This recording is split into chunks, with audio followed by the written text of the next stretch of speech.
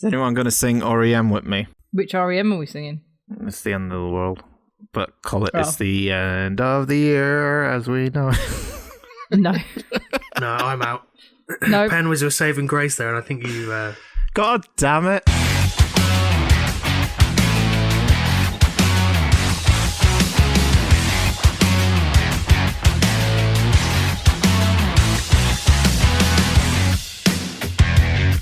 It's the end of the year as we know it. Oh. That's why no one wanted to join in with you. Yeah. Hello and welcome to episode 29 of The Unusual Suspects. I hoped that my backup REM crew would be in on this, but they didn't want to. We already do told it. you no. Yeah, we discussed it. We I backed out. hope because it's the end of the year and we're all jolly and festive still, that we'd all join hands and sing together, but obviously not. Fucking let me down again, guys. Thanks. It's going to be just as shit as last year, won't it? I hope not. fucking hell. Normally I'd agree with you, but I can't. Please no. No. We're not having this. It's gonna be good. Everything's fine. We got a vaccine now, everyone. Yay! So it's all gonna be good. We haven't. Not yet. We're not Well- old or vulnerable. No. Well, Penny will be the first one to receive the vaccine, obviously, and then me and I've Andy had will be mine. next I'm in over line. 90, so I had mine today.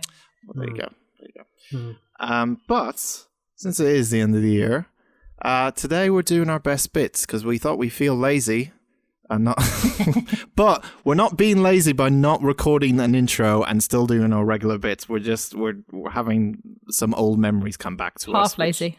Half lazy. Let's put it that way. There's still an effort to get all three of us together on Zoom every Tuesday night. So look, we made the effort. So if you don't like it, At the end of the fuck day, off. we're all narcissists. That's why we're doing this, and that's why Exactly. we're talking about us, talking about our favourite bits that feature us. Yeah. We technically didn't ask any listeners what their favourite bits were, but I don't know if they would have told us. No, it's usually met with you have a podcast. Yeah. Yeah, Oh, I I'll don't listen. listen to I'll listen to podcasts. that at some point, and then they never fucking do. You're like, just don't fucking tell me. Oh, I've been meaning to listen to that. Yeah, just don't bother saying it. Just go. Oh, cool. But we love you all. Jesus Christ. This isn't aimed at the people who actually are going to listen to this. This is aimed at the pricks who say they're going to listen and then fucking don't. Shall I name them? I'll name them. Okay, well... Andy, do you need a beer? No, but I am going to vote that rant from 20 seconds ago as this year's best bit. the only good bit you'll get. It's decided on 7 best bits from various different episodes. And by the way, small disclaimer, we're not going to play the whole bloody bit that we're going to talk about. They're going to be edited down. So they're going to be shorter. If you want to listen to that bit, we'll say the episode number and name. So you can go back and listen to it if you missed out on it. But these are going to be shortened versions so we can get through as many as possible in this because it's going to be a long one. Or if you're friends with Andy, you could listen to this one and pretend that you've listened to all the episodes beforehand. So then he doesn't get mad at you. I don't get mad at anyone, to be honest. I assume that no one bothers listening. So that's the first lie of the evening. So there you go. Anyway, It's genuinely not a lie. I'm going to kick us off, guys, with one of my favorite moments from this year, which is one of our earliest moments, which is when Penny kind of showed her true colors and she decided to have quite a bit of a mental breakdown. I mean, You make it sound like I did it on purpose. I mean, it was quite an episode for me and Andy, especially just viewing what was going on. And yeah, but this is episode 7, 50 Shades of Hell, which we like to call Penny has a breakdown. Firstly, while talking about vamps, because she knew what was coming later on in the episode. And then secondly, talking about her favorite film of 2020, 50 Shades of Grey. Do enjoy. So I watched a really nice film today.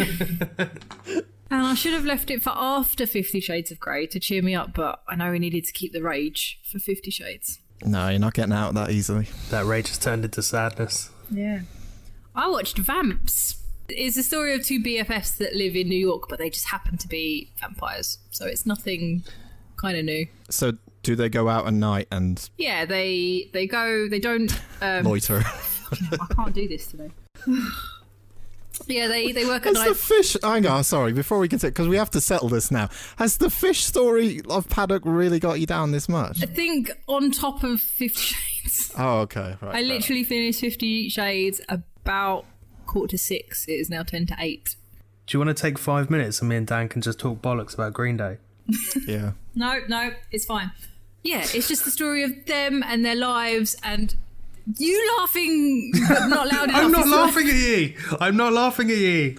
This is a disaster. This is so bad. I can't help my face just looks smug. This is what happens when we watch a film. My fault, obviously, but this is what happens when we watch a terrible film that we have to discuss later on, and the dread is building and building and building. This is my most dread, is that we have to talk about films like this. Yeah. Like, that's why I could only watch it today, because, like you said before, you couldn't sit with Little Hercules. Yes. Like, you didn't want... I can't sit with this. Thing is, right, there have been movies on this podcast that have not been good, and I've made them sound better. I'm now aware that this was quite a good film, and I'm making it sound worse. You're having a day. It's fine. I can't do this. Whoa, Andy, you're going to have to help me out. Everyone's feeling a bit tense today, aren't they? I apologise for me today. Sorry. It's all right. It's okay. Calm. We're all friends. Use that soothing voice. You can do it. I can, yeah.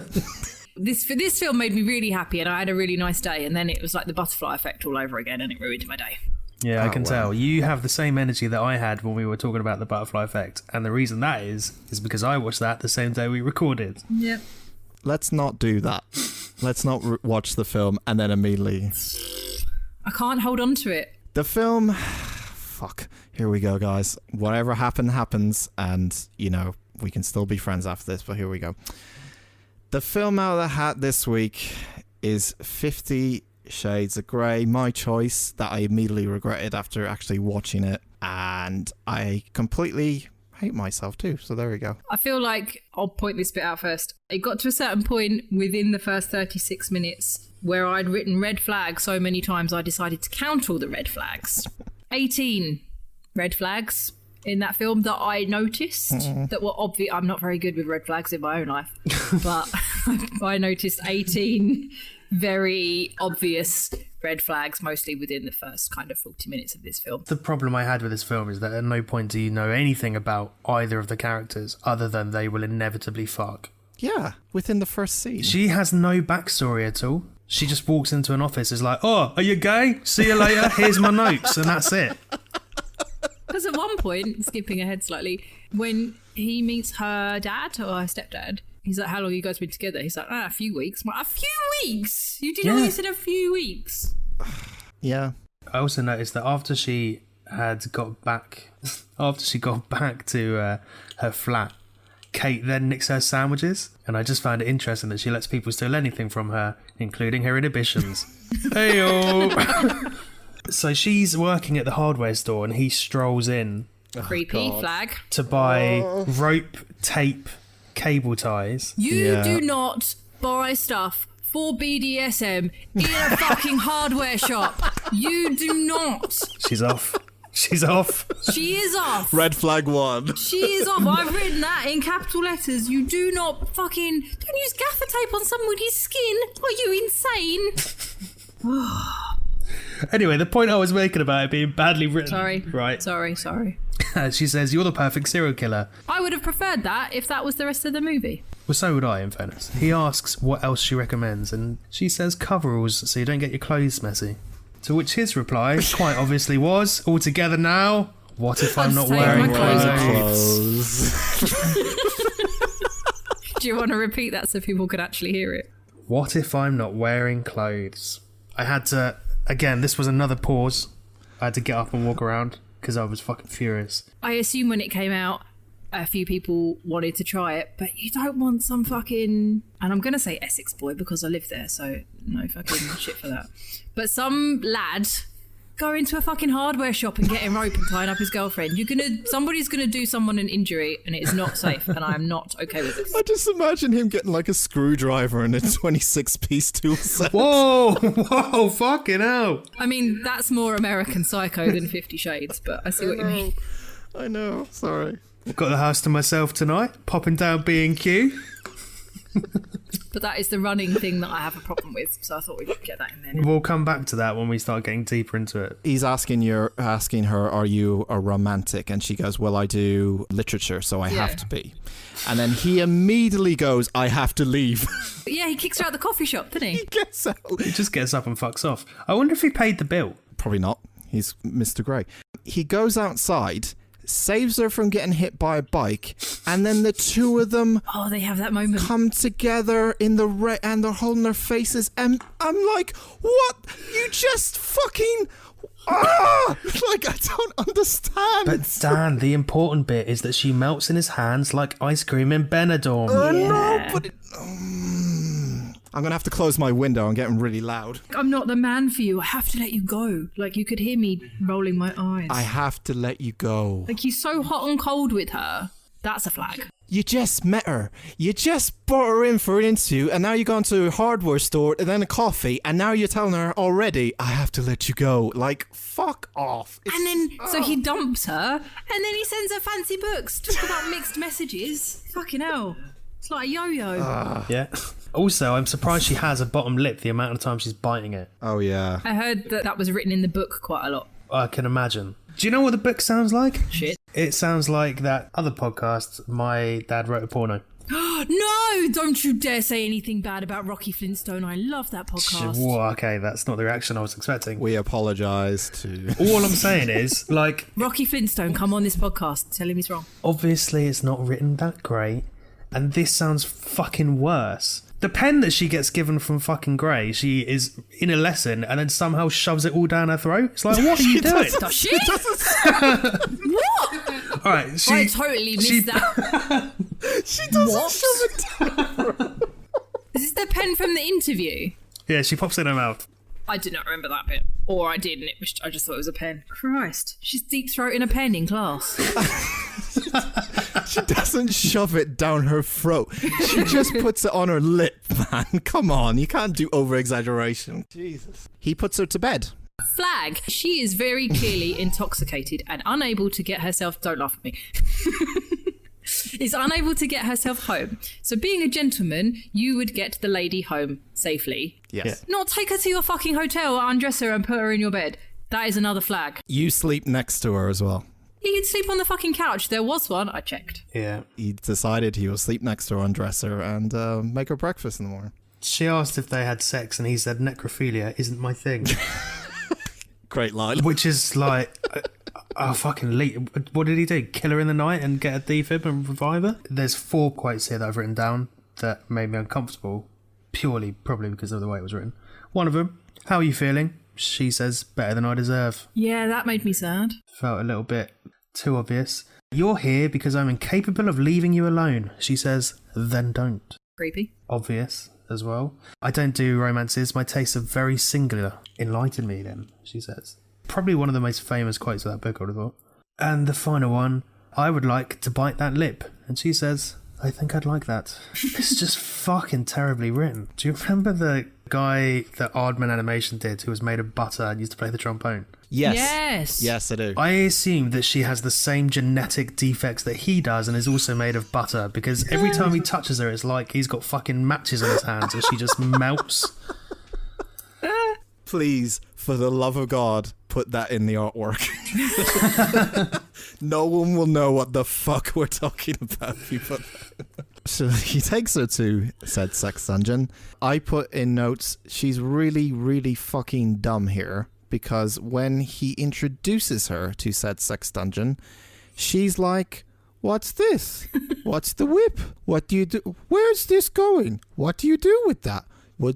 I'm like, what do you think he does? Come on. Like, oh my God. I've just written flogger, lol. Because she's looking around and he's like, that's called a flogger. So that NDA, that is the bit where you dropped me a voice note the first time when she says, are you going to make love to me now? So I got a 40-second voice note from Penn, literally in stitches. And then 5 minutes later, she came back and said, I've just hit play again. And he said, I don't make love, I fuck hard. And I lost it all over again. And it was exactly the same thing. And So the first bit, I lost it and I paused it and I was like, no, I need a break. And then I realised what time it was. I was like, no, I need to crack on. And yeah, I played that second bit and I lost it again. And I left my room and that's why Mum was like, are you all right? Have you finished the film? But I had remembered that, so I knew exactly what was going to happen, and I deliberately didn't tell you. Oh, are you going to make love to me now? Like, nobody talks like that. The dialogue is, again, it's the worst. It's the worst dialogue I've seen in a film, I think. I've written better dialogue for this, and that says a lot. You have. I genuinely have. He kind of explains to her a bit, because that is another problem with this, is he doesn't explain the relationship or what he wants from it enough. So no wonder she doesn't sign the contract, because he's not explaining to her. Like, he just says, I want you to do this, this, this, and this, basically. But I don't want to stay in the same room as you. Yeah, it's a prisoner. He keeps her as a prisoner. Yeah, it's a hostage situation. Hostage, yeah. Basically, he says to her, like, well, you do what I say, or I'm going to punish you in this room. And she's like, what do I get? He's like, you get me. And I was like, that's not how that works. And that's also really shit. Imagine the arrogance to say that to someone as well. I know. Like, I don't know if he knows, but the lady that wrote it probably doesn't. But like, in a dominant submissive relationship, the submissive has all the power. She or he, or non-binary, they've got the safe word. They set the limits. Yeah. They can, like, and this is just a toxic relationship. He says it's the way I am, as if that's an excuse for him to be an insufferable prick. Yeah, but I get that's how they're setting up his story arc. He's a guy who's troubled and he's got problems and all that kind of stuff. Don't get me started on that. Not right now. I know, but it's like he's got problems and he's got... That's not fucking... Yes! I'm not the angry one today. I know, Pen. I'm just saying that's how they're setting the movie up, and it's just I know. No, I'm not mad at you. I could see where it was going. From the very first 30 minutes, I was like, I know where this is going straight away. Oh, he buys her a laptop because he gives her the contract and he's like, email me. And she's like, oh, my computer doesn't work. So he only buys her a laptop so that she's got no excuse not to contact him, which is more manipulation. Yep. Agreed. I've also written, it's got all that tape and rope that he bought at the hardware store and he uses a tie to tie her hands.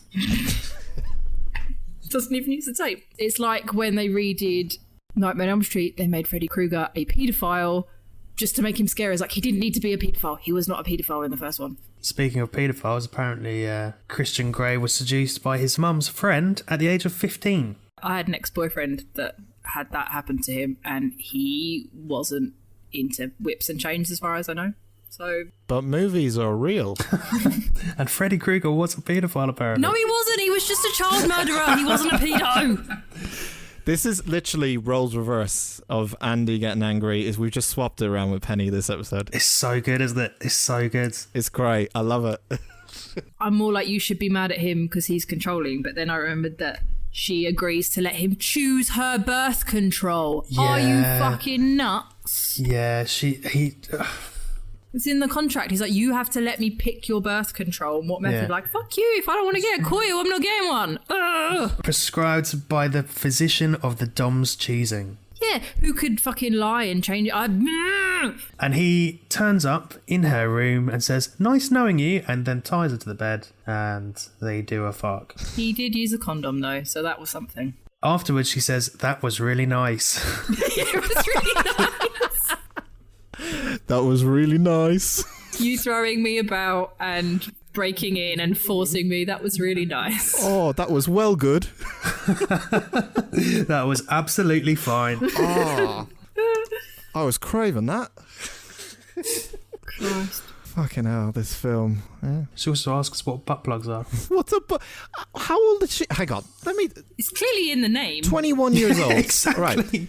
I'm sorry, but if you're 21 years old going to university, you surely know what. No, because she's a tiny... But she's like, little naive what? What's a whip? Little English literature. She just reads Emily Bronte. And she... Butt plug, where does that butt plug go? Oh. Flogger, lol. Does it go in the sink? Oh. Like, it's just fucking...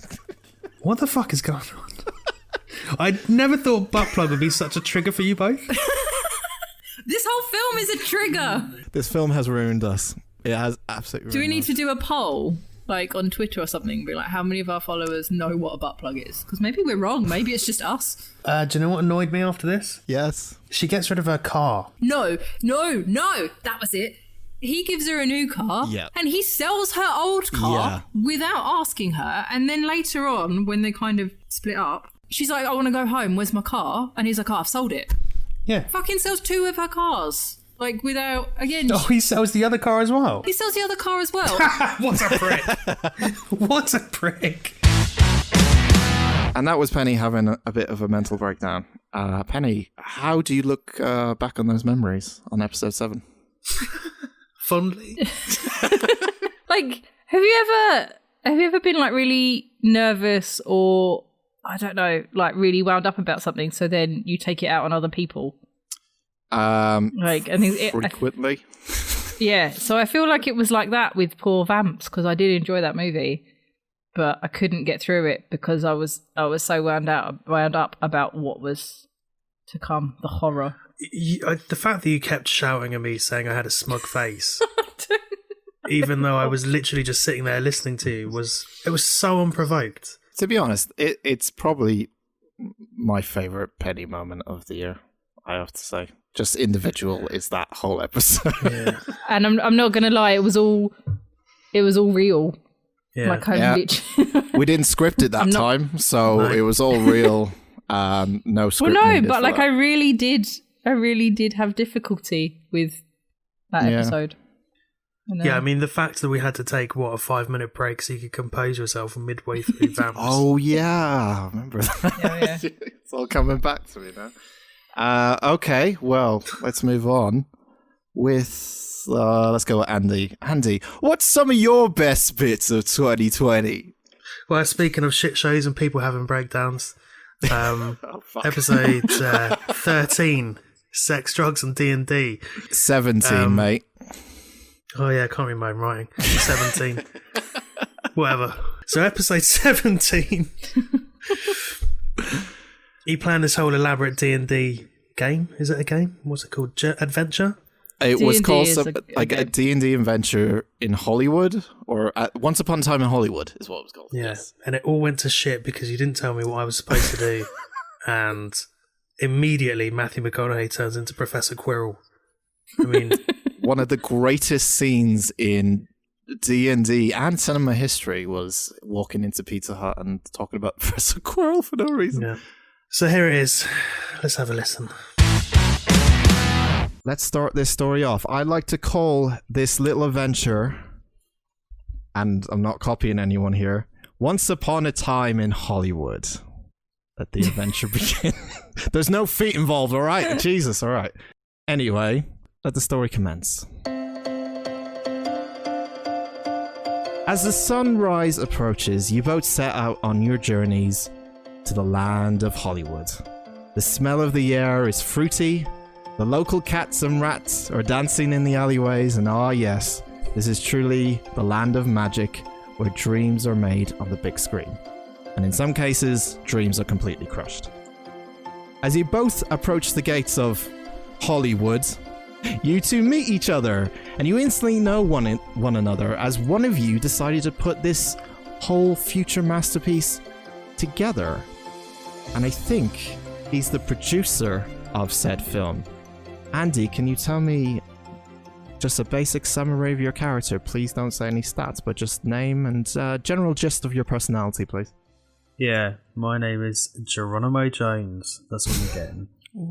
I wear a Stetson. I often have a very big cigar. I'm like one of the old school John Wayne types. Not quite sure why I'm bouncing around with my arms. Like, why you're Cockney like? The important thing is that I'm the boss. Do you say that to her straight away when you meet her? Yeah, nice to meet you. I'm Geronimo Jones. I'm the fucking boss. Okay, meanwhile, the security guard is just staring at you at the gates while you're talking to each other as you say, I'm the boss. And he just stares at you blankly. Your move. Would you like to come in and do your job, maybe? Can I see your pass, please? Fucking He says. We rolled an 11. You've rolled an 11. Why have you rolled an 11? He looks Because I don't know what I'm fucking doing! Alright, this is going great. He looks at you blankly You got a role play. as you roll a dice on the gravel, and he stares at you.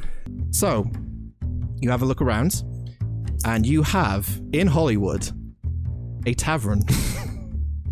or a Pizza Hut, or a calf.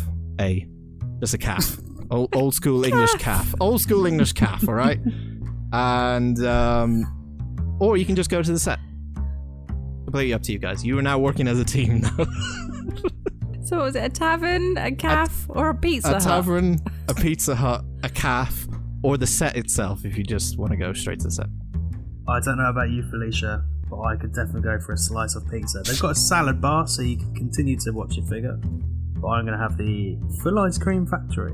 No, I can't possibly be seen in a Pizza Hut. I'm going to go to set and find the makeup trailer. Okay, well, I don't give a shit. I'm your boss, so we're going to Pizza Hut. Geronimo heads to Pizza Hut.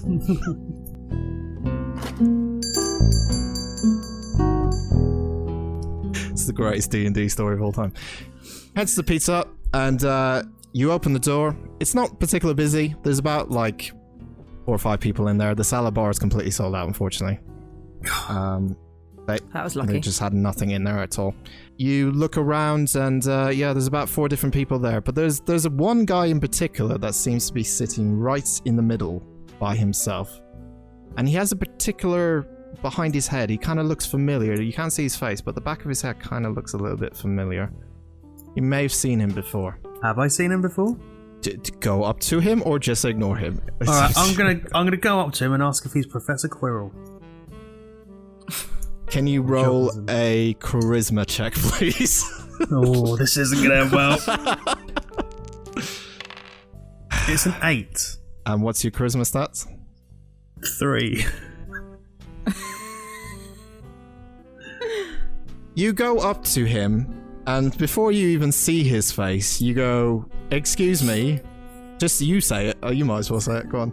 Sorry, mate. Are you Professor Quirrell?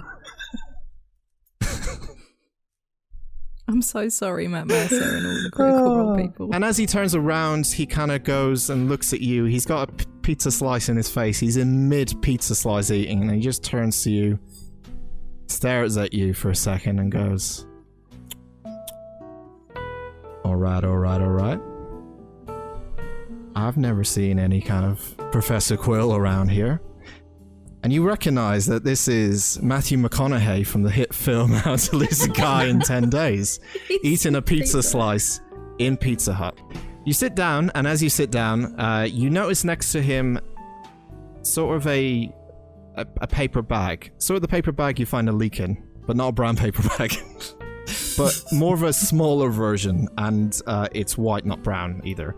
There for some reason, the paper bag, that's all he has, and the pizza in front of him that he's still eating. What's in the bag, Matt? He kind of sniffs a little bit and goes, and he smells some sort of margarita pizza slice with extra frosting in the room. He's like... and it turns around and see you guys. And of course it's Andy Serkis from the legendary Of course he is. Lord of the Rings films. And for some reason he's still in character as Gollum, so he's kind of sat there going, "Oh, greetings little travellers, I see you've joined our cafe of choices here. We have many hot chocolates available for all of you." Told you I get into character. Hello, small man. Hello, big man. I see you had a margarita pizza slice from Matthew McConaughey earlier. Yeah, it was pretty good. Pretty good, pal. Was it? I had something better. In fact, he stole my steak bake. It was in the bag. He had a steak bake in the bag and he stole it from me. Guess what was in the bag? Was it a steak bake? It was a steak bake. You could have had a fucking steak bake, Andy, and you didn't. Shit. I can't breathe. Oh, man. I literally can't breathe.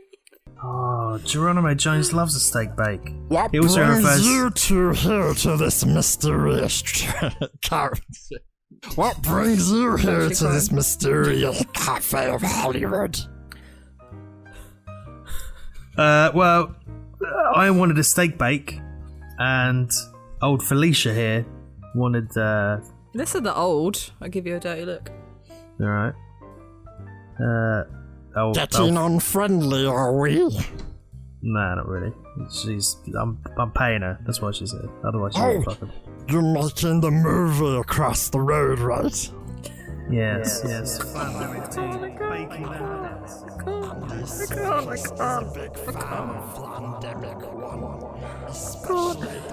happening right now? I literally can't look at them. I can't. Yeah, well, you know. I can't. Come on, Penny, stay in character.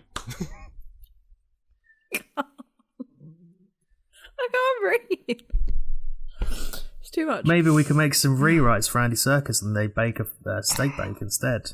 Ooh, do you need a lead actor?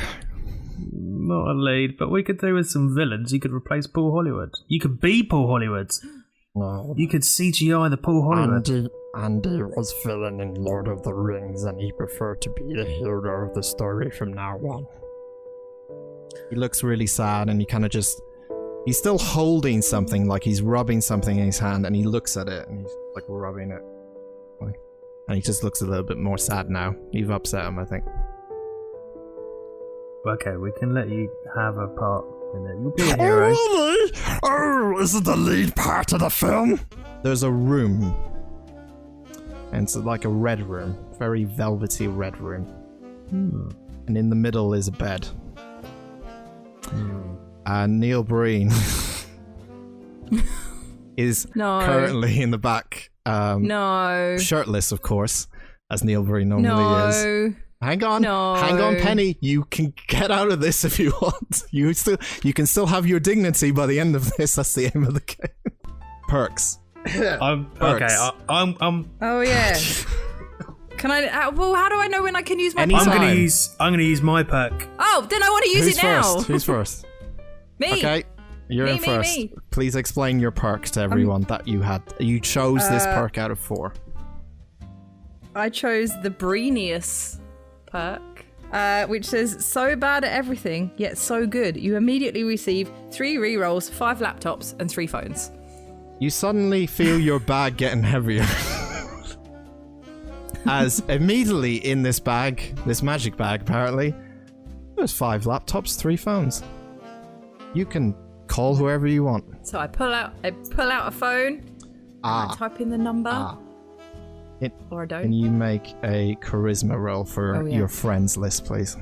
18 plus 6. Okay, you look in your phone, and there's 2 names there. What? There's 2 names. If one of them's not the name I'm thinking One of, says God help you, Dan. Ronan. The other one says Chad. Who do you ring? That's not who I was thinking. Roll one more time. If you roll and get it right one more time, I'll give you who you want. I know who you want. I know who you want.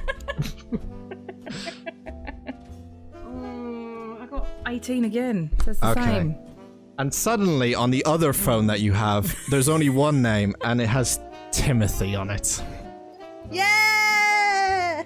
Are you gonna ring Timothy then? Of course I am, always. That's our ring noise. Ring. Hello?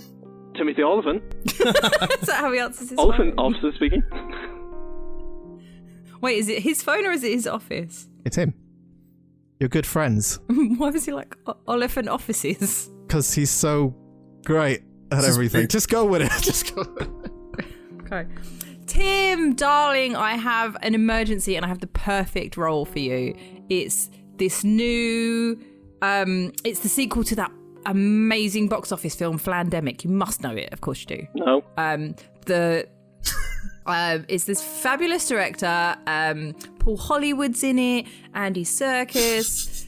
And we need you to be the new love interest. It's going to be the biggest M. Night Shyamalan twist of the movie, where you come in and you and my character get caught having this torrid affair, and it's going to be great.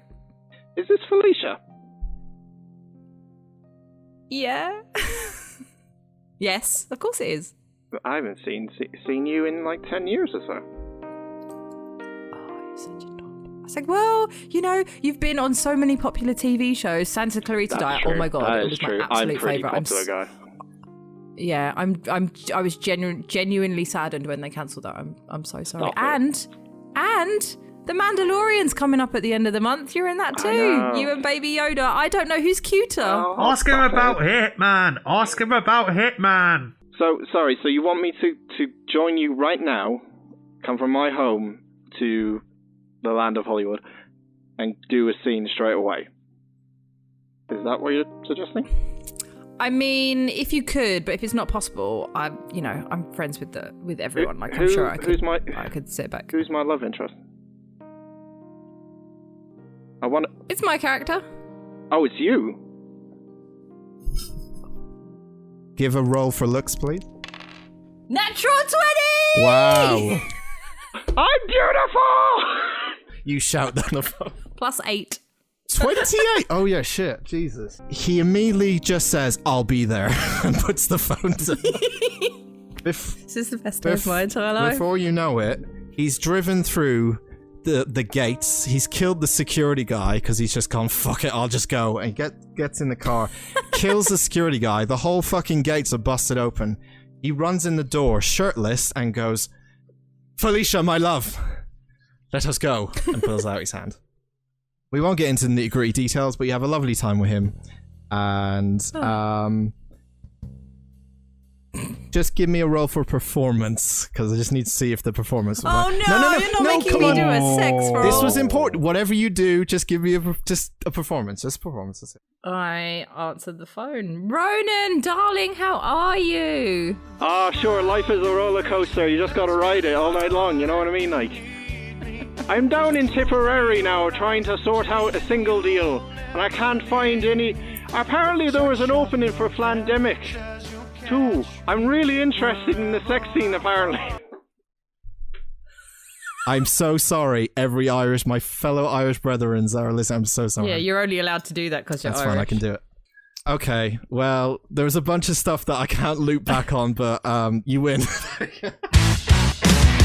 I feel bad because I knew you couldn't play, or you had never played, and I could have taken over at the beginning, but watching you fumble about because I knew Dan didn't tell you how to play was pretty good. So well, that's the thing. I apologise. Like, neither of you both play relatively often, right? Neither of you told me how to play.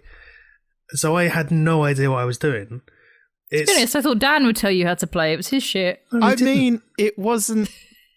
I kind of explained the brief rules of it at the start. If people go back and listen to that episode and listen to the start, I did go through rules, but...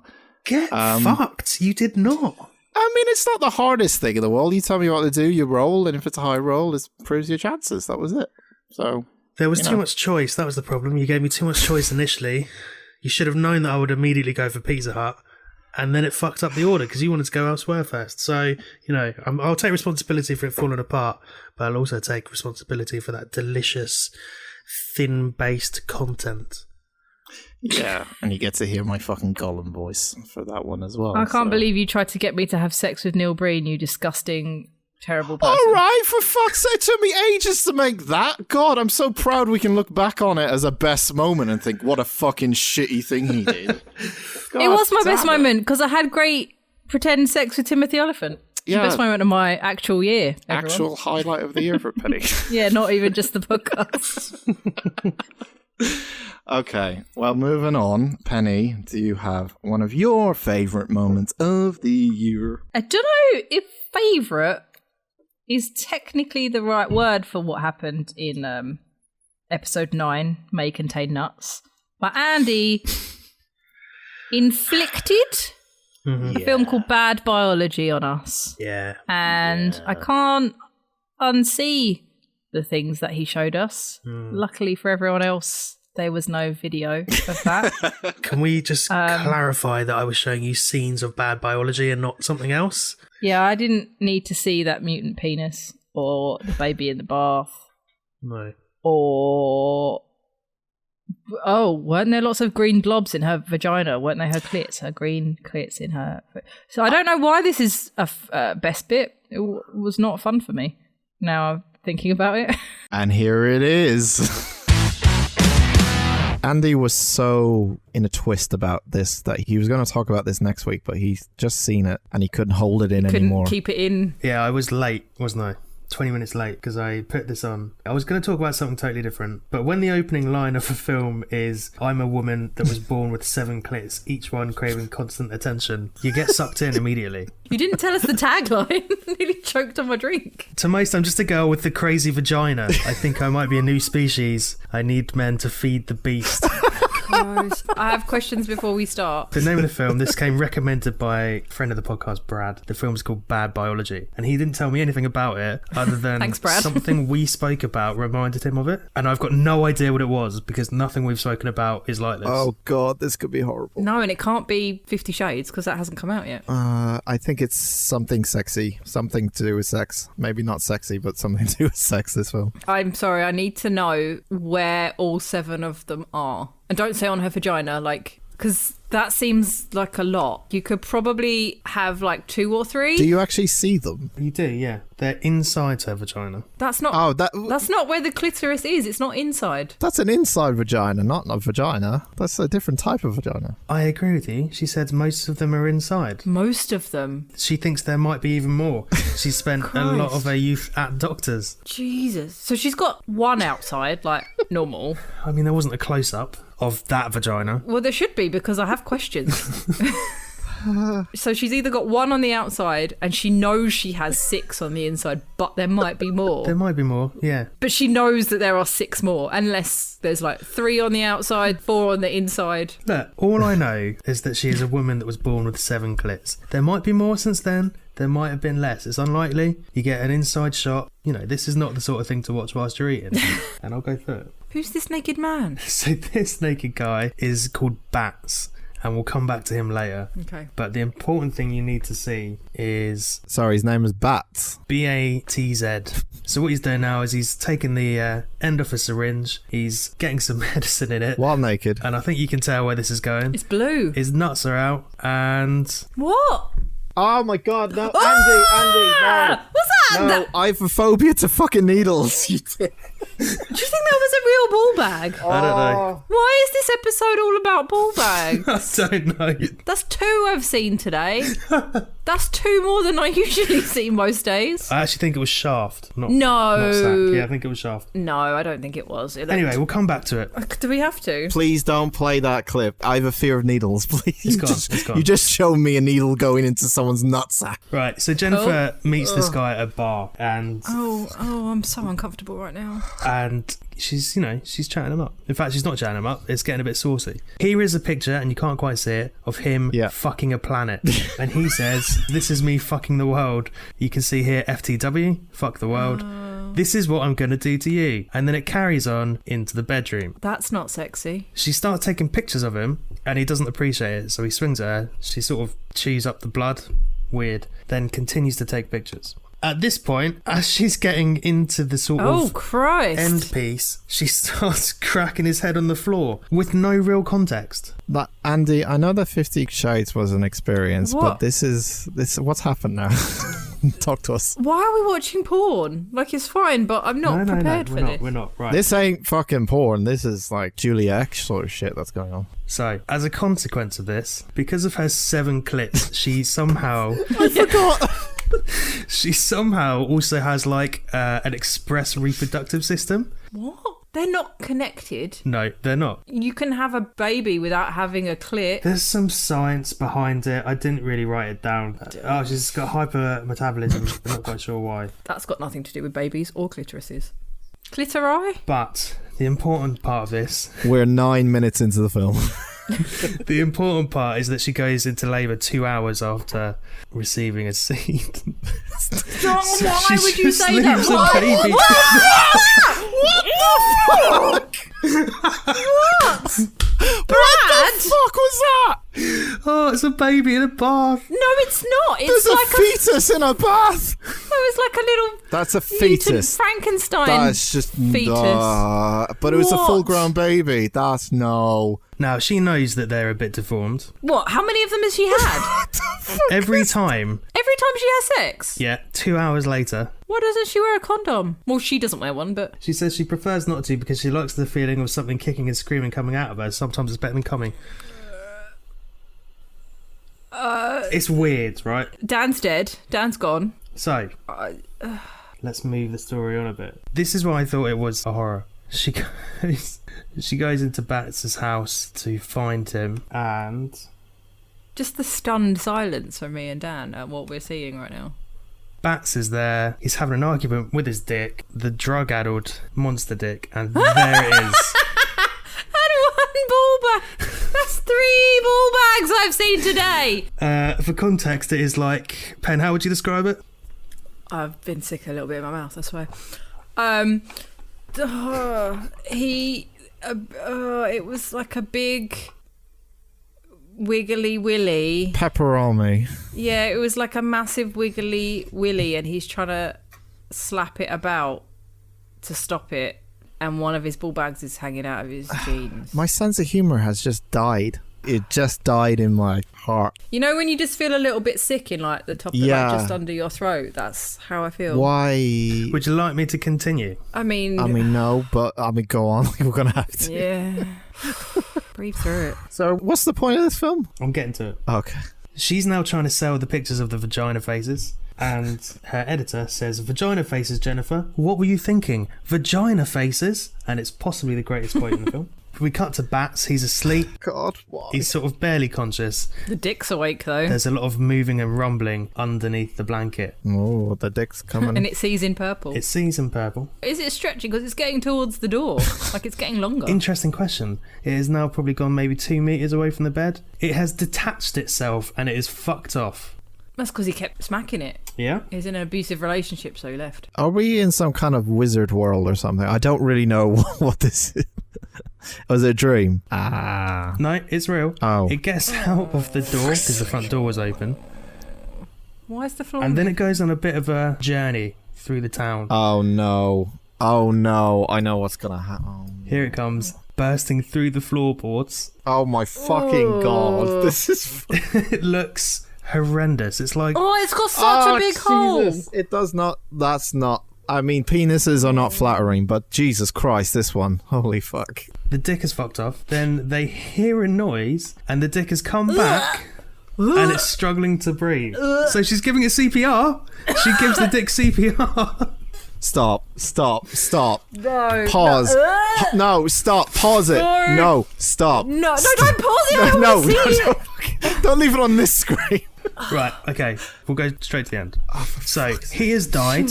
Wait, Andy, hang on. Wait. We whoa, just whoa. got to process all this. Hang on. Why? Questions?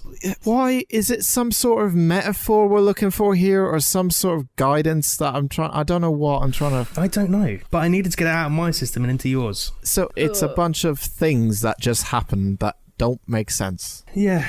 That's the film. Someone has got a drug-addled dick and someone else has got 7 clits, and they should, in theory, be together. But why? They live in the same city, and I don't really understand. But now his dick's gone. Okay. Wait, so who's dead? She gives it CPR, and it looks like she's playing the recorder. So what she does is she injects it with all of the steroids to get it back to life. And it then grows, and then does what it does, and inserts itself into her. Meanwhile, Bats has died. Why? Because he's OD'd on the drugs that she injected into the dick. But they're not attached anymore. But they're still connected for some reason. Couldn't tell you why. So, she has had the time of her life. Has she? Yeah, she says she's had God deep inside her. Our Father, who art in Jennifer. So she stands up, and it falls out of her. The dick or the baby? I'm about to find out, aren't I? Yes. Why is it grey? I don't know. That's the dick, right? Yeah. Instantly, she's gone into labour. So she's squeezing it out, and then all of a sudden, she just dies.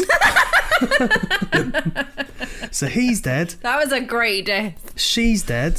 The dick is now dead. But she was going into labour as she was dying. Oh, is it? She's had a baby dick, and it's got a mouth, and it's got balls, and it's got arms and legs. And I don't want to do this anymore. That is the end. Credits roll. I'm glad that I've had to put you through that, because I feel like Brad has put me through that. I've got no idea why he recommended it, but if I've got to suffer, you've all got to suffer. I am legitimately speechless. I have literally nothing to say.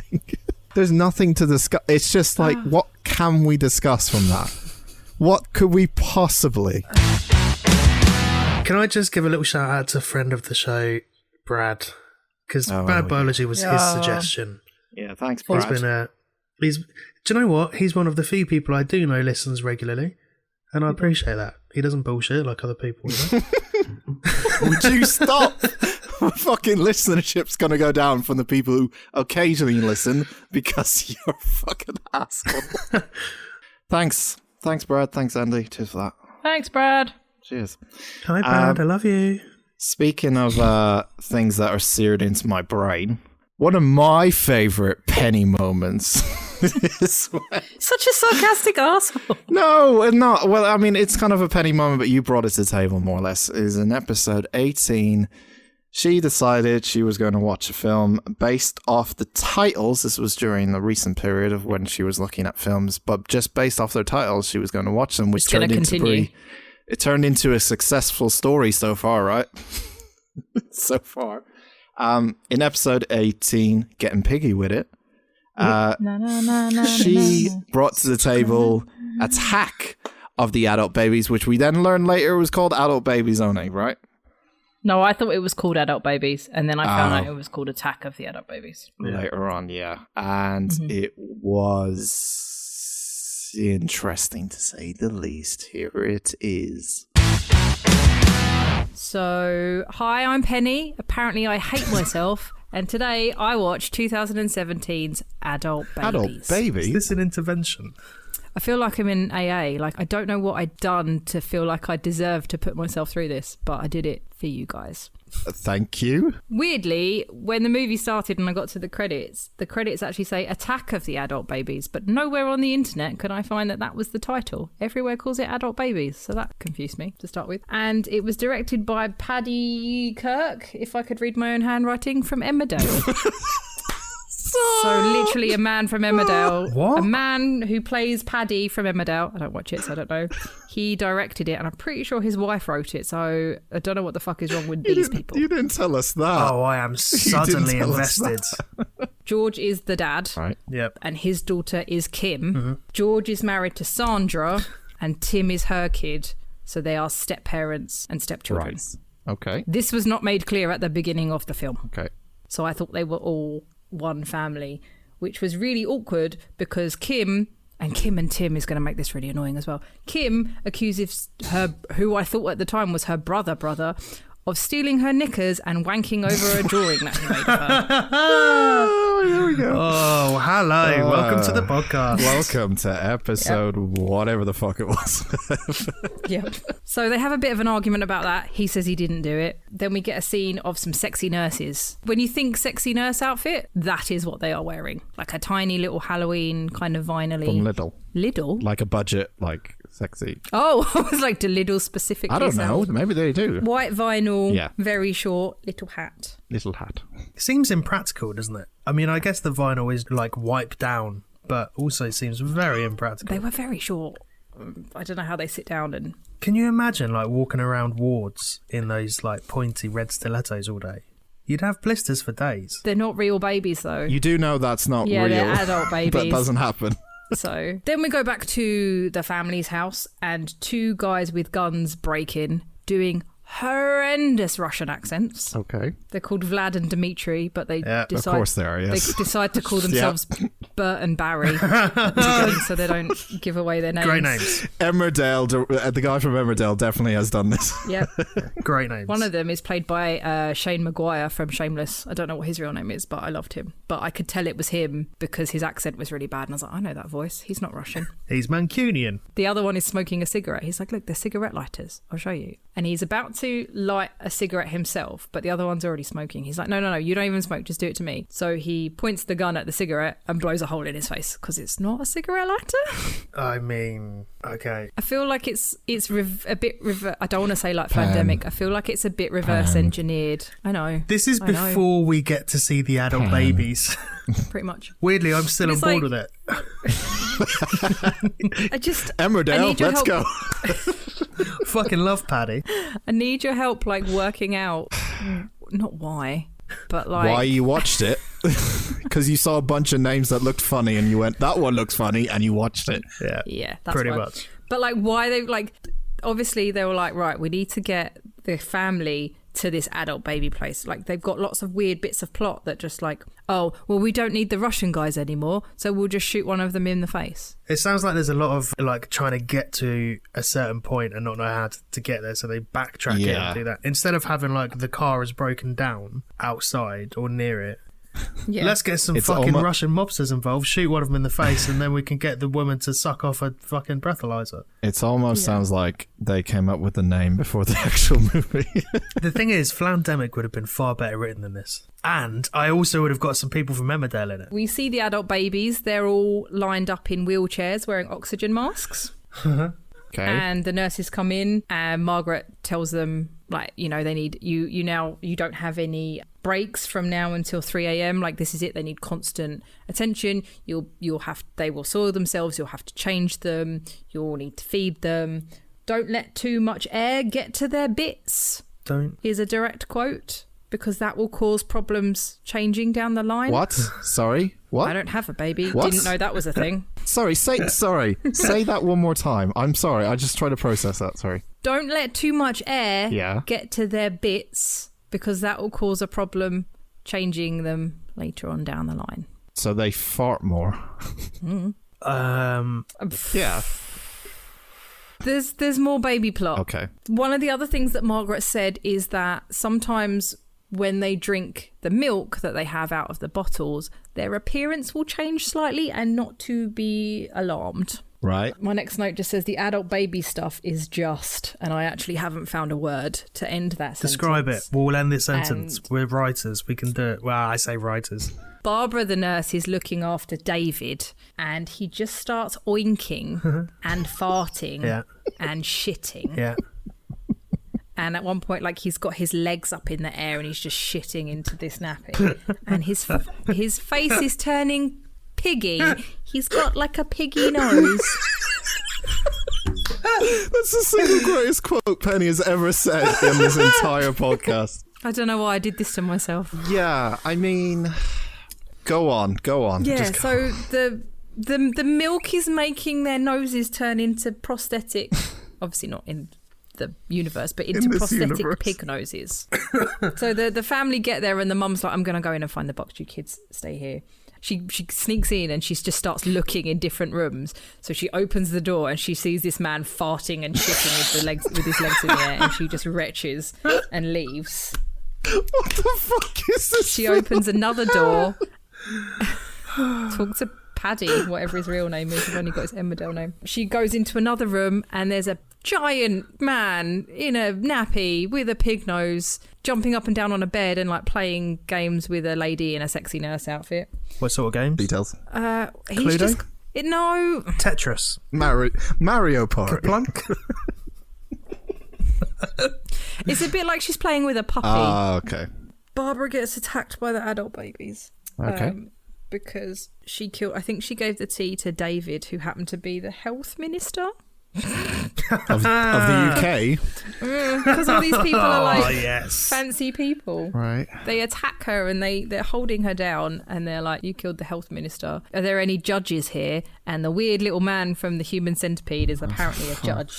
And he sentences He sentences her to death. I'm not sure that's how the legal system works, but I'm with it, yes. No, so they say that they're going to kill her by any means available. Apparently, the first available mean is to smother her with a shitty nappy. Well, people use pillows, don't they? There's no difference between a pillow and a shitty nappy. Hi, and welcome to Jackass. He eats the shit and he gives them the milk. And Kim's like, why do you all act like babies? Couldn't you just shit? And he's like, meh, tradition. So there's no need for them to be adult babies at all. Is that the ending? No, but there's no need for them to be adult babies. That's Tradition. so good. There's That's literally so good. no reason. Oh, it's Pen, it's so good. Shut the fuck up. It's not, Andy. Shut up. It's not. You could literally have rich people could still drink the milk, and I guess they could still shit into a nappy. or shit into some sort of receptacle. Stupid shock But there's no value is what it reason is. for them to crawl around and have nursey and play and be a baby. There's no reason for them to be adult babies, which is the title of the movie. Kim gets poo on her face. Ask Tim if she's got poo on her face, and he says no, she looks fine. I love that you made a note of that as well. You're She's like, this will be important. Better write this down. well, they're all going on about how places stink because obviously there's shit everywhere. And she's like, oh, it still stinks in here. Have I got poo on my face? And he's like, no, you look fine. Oh, okay, cool. There's the bottle now of Hyperlax. Don't know where that came from. And Tim uses the Force because it's near the poo god. Sorry, Tim. Sorry, what?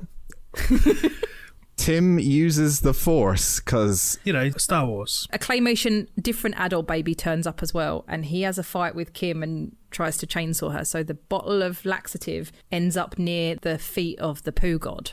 So Tim's using the Force, and I'm like, oh, he's going to grab the bottle. Okay. He doesn't. He turns it into a burger. Just fucking no. Just no. I've tried to hold myself back, but now it's all coming out. What the fuck? Honestly. Then the film rewinds. Right. What? It literally rewinds, and you see the whole film right back to the beginning when they're playing their ball game at the beginning, the family. Oh, we're going to see something we missed? No. Oh. Then it's just space. Credits? Yeah. It's What? just... What? It's space. Pen. I know. I don't know how to explain it. It rewinds. The whole film. You even see the intermission again. It rewinds through the whole film. It's my favourite noise. Oh my god. And you get to the end and you see Tim and George and Sandra and they're playing the game. And then it's space. It's literally like the world, like the top of the world, to the point where I thought like a new film had started. You know, sometimes that's like not the Universal intro logo. Or something. The intro. Mm-hmm. And then there was some spaceships, I think. Okay. And I was like, oh, is the poo god going to be like that baby in space in what's that movie? Space Odyssey. Yeah. But no, it was just the Earth and some spaceships. And then it was the end. Why do you understand this film? I'm slightly worried. Because that's what Andy does. He likes to understand shitness. I say that with resentment in my voice.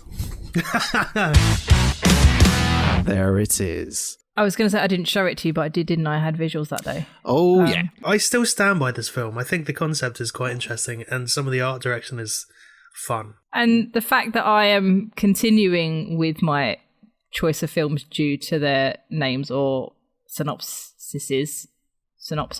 This was one of the better ones that has come out of that choosing process. In hindsight, it kind of sounds like it's we've been put through a lot recently. But here's the thing, right? Here's the thing. Every time we watch a film where something's a little bit awry, I'm always told, specifically me, to suspend my disbelief. Except every time one of these films come up, I'm like, yeah, totally, I get it, I'm with it. I'm the angry one. And Dan's the one who fucks off and goes, oh no, why would they do this? This is bollocks, it's not a film. Can we start telling him to suspend his disbelief? Andy, what's your next highlight? So I quite like it when one of you loses your rag over things. And I think there's been no film where that has been more apparent than episode 13. There's somebody at the door. Episode 13, of course, was Animals United. And where we would normally break down a film for about 45 minutes, Dan tried to rush it through in about 10 because he was fucking fed up with it.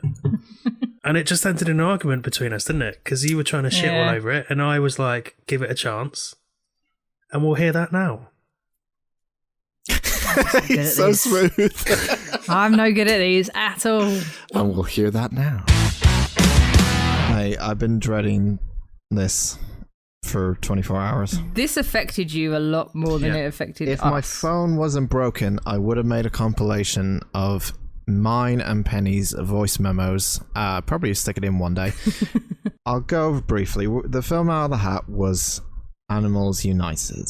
This was a film that Andy picked because, and I quote this reason, he bought this DVD for 25p once. I went over to his house, social distancing, saw it, and he does have it, and he bought it for 25p, and he remembers it being bad or something. Is that what you said? It was just, oh, it's bad. I remember it's bad. I remember turning it off about 8 minutes in. Okay. The only time I've ever put a DVD on, turned it off and put it away and not looked at it again. This is the worst film I have ever seen in my fucking life. This is worse than 50 Shades of fucking Grey, and I never thought I would say this. This is the worst fucking film ever. It makes no sense. The fucking animation is off. There was a moment, and bearing in mind, it's my first time watching this fucking film. There was a moment where I was watching it, and one of the animals goes through a rock, so you can see his legs through a rock like it's invisible or something. And also, the voice is not synced up well. I know it's in German and stuff, and it came from a German film, but the English voice acting is not even synced up. It doesn't make any fucking sense. It's about global warming. There's a polar bear for some reason that ends up in Africa. Then they attack humans. There's a guy with a gun and a plane and helicopter and a missile, and he shoots everyone with it. It doesn't make sense. This is fucking bollocks. Whew. I feel like I've struck gold here, Ben. Yeah. Feel better? Yeah, I actually feel A pretty bit. good. Actually, yeah. So, this film is set in Africa's... in Africa. I don't want to go through it. No. Can we just say how No, we feel we about have it? to go through it. We have to No, go through it. we have to. We had to go through 50 Shades. We had to go through Hatchet. We've got to go through this. It's part of the rules. It's part of the rules. You know that. The thing you need to realize is that all of these characters, they're all introduced in different locations, one by one, different areas of the world, one by one. When we get to Charles, the rooster, he's on a cruise ship, as Andy pointed out, and he escapes from his evil chef. He gets into the water, and he's saved by a bathtub. And in said bathtub is all majority of these fucking characters. Now, by the way, I just mentioned that they're all in different fucking areas of the world, and they've somehow arrived where this rooster is in a bathtub and saved him to bring him to Africa to meet everyone else so they can get the water back. This is where we meet Hunter, and yes, that is his real name. He is a poacher, and he doesn't speak in this film. In fact, he has the most anime reaction-y type character in this whole film, where he just grunts and groans and goes... That's his voice. He kidnaps Socrates, the big lion dude, and while the other animals escape... We are missing out so much stuff. Good. Are we going to go He back? wants to get through it. Look. I know, but I have things to say. I have things If you to made say. me watch this... See, now it's not my fault. Now it's Dan. Dan has made you watch At the this for end. no real reason. Fuck you, birthday boy. I am so pissed off you made me watch this film. I'm holding back the anger, alright? But Socrates tells a story of how he got a scar, and it's because his brother Mambo, which is a much more African lion name, if you ask me, was shot by Hunter, which wasn't like No. Lion King sad, It was a bit but weird. it was sad enough. By the way, it's the same guy who has kidnapped. So it's just Yeah. this one dude who's going Yeah. around. It's this one, this guy Hunter. And then when they see him later on, when they get to the resort, spoilers, he gets up out of his office or whatever, and fucking Mambo's dead rug body is on his Yeah. floor. I was not happy about that. There you It go. looked like a good rug to me. That's right, everyone. Now the same dude who's killed one of the lions and kidnapped another one now has a plane. And guess what's inside the plane? It's a fucking missile. Because of course it is. That's where it came from. What? Hang on. What? You're getting way ahead of yourself. You are. Again, I made 0 notes. I'm literally reading the Wikipedia. I You're don't getting care. way ahead of yourself. I don't care. He gets in a car first. I don't care. He gets in a car, he tries to run them down, and then the turtles, who are still alive at this point, that's how far ahead you are, appear out of nowhere from the ground, like 2 fucking speed bumps, and he smashes into a rock. Wow, that's the great development. See what I mean? There's no point in doing this film. This film is bollocks. Actual bollocks. They decide to send a swarm of locusts to attack the humans and their clothes. Even one point, there's a woman who's about to be completely nude just at the right moment. I missed this part. Oh, you missed the best part. I don't remember this at all. Oh, this is the best part. These locusts go up to the resort. I remember that bit. And they eat all their clothes of the humans. And they're naked. That's a bit awkward, isn't it, for a kid's film? I don't care if I'm It being wasn't a that bellend. bad. It was just boring and weird. I'm saving the listeners from fucking having to listen to this bollocks. This is rubbish Some film. of them would probably go, why didn't you save us from 50 Shades? If we're going to do it to one, we've got to do it for everything. Because this is worse than 50 Shades, and I never thought I would say that. The dam breaks, and the missile that's still inside when the chutes in the dam goes off now because they... Oh god, no, wait, I remember now. Fucking flashbacks are coming back to me. Billy the meerkat is so skilled at hitting missiles from unknown distances that he's able to launch a rock into the dam. No. He plays golf with dried up hyena poo-poo. Yes. That's what he does at the beginning of the film. Know what you're sounding like here. You're not being consistent. We have to do this with all the shit films. You're just doing it to piss me off more. No, I know what you're doing. Like, I see that smile. I know what you're doing. I don't care how he fucking does it. He just does it, okay? He hits something with a rock to go into the chute, right? It's not a rock. It's hyena poo-poo. And he plays golf and he hits the hyena poo-poo ball I give up. into a hole in the dam, which then hits the missile, which then goes off. I also and don't knocks think he down was the dam. deliberately aiming for the missile. I think it was more luck than anything else. No, he just likes... What, he just fancied a round of golf? Yes, because he was doing that in the beginning. That's what he does. plays golf all the time. That makes it worse. That makes it worse if he just fancied a round of golf in the middle of the dam. That makes Why? it worse. Don't you see? Maybe he just thought he would hit it and it would help knock it down. He's not big enough to do any damage, but he's not like he can knock it down himself, is it? But if he wants to crack a bit of dried up hyena poo-poo at a dam, why fucking not? Now, this is where it gets strange. This is where it gets strange. Yeah. After the party, the animals travel in the mouth of Wales to New York City. Inside the mouth of Wales. That's how they get across. Like Noah's Ark. Was it more? Was it just one whale, or was it loads? No, of there whales? was a few. There was No. There was a fuck ton of whales turning up in New York City Harbour. Are there whales in Africa? I don't think so. Well, they look like humpback, so I think they're what, Atlantic? Because I don't know. Because otherwise, how do you? Penny, a polar bear was in the Arctic at one point and it ends up in a bathtub. Yeah, but I know how he got there. He got there in a bath. I don't know how the whales got there. Penny, why are you making it sound like... Stop it. I know what you're doing. You're trying to make me mad. I know what you two are doing. I don't like it. Billy and the kangaroo and Smiley, the Tasmanian devil, get to the resort. Oh, and Socrates. And I don't know how they get there. How do they get to the top of the dam? There's a door at the bottom of the dam and they go upstairs. Of course there is. Of course there's a door at the bottom of a dam. Of course there would is. be. Because that's... No, there wouldn't yes, be. there was, because that is historically the dry area yeah. of the dam that they block off. So they have a door, an access door to get up. Oh, that the animals could open and it's easily opened. Yeah, Yes. okay, I Yeah, believe because that kangaroos shit. have hands. Oh yeah, well, fine. We'll just And believe meerkats that have all hands. animals can open fucking doors. They bet they have a key card as well. Well, no, a fucking lion can because it's got paws and not fingers. But a meerkat or a kangaroo? Don't make me Google, can meerkats open doors? The only thing is, you're being more sympathetic about this fucking film, and I know why. But stop it. I know what you're doing. Birthday boy, shut It wasn't stop. good, but it didn't make me as angry as it made you. This is awful, guys. This is Yes. genuinely awful. This is the worst film I've ever seen in my life, honestly. It's not a great film, but we've got to be fair about it. And that's what Penn and I are having to do because you have gone so negative on it. We're now having to double back and be positive. I mean, don't watch it. Don't show it to your kids. It's fucking weird, but... If something is so bad that I'm going to say 50 Shades was better, I'm going to warn people Yeah, but not you to liked watch it 50 Shades. by shouting at it.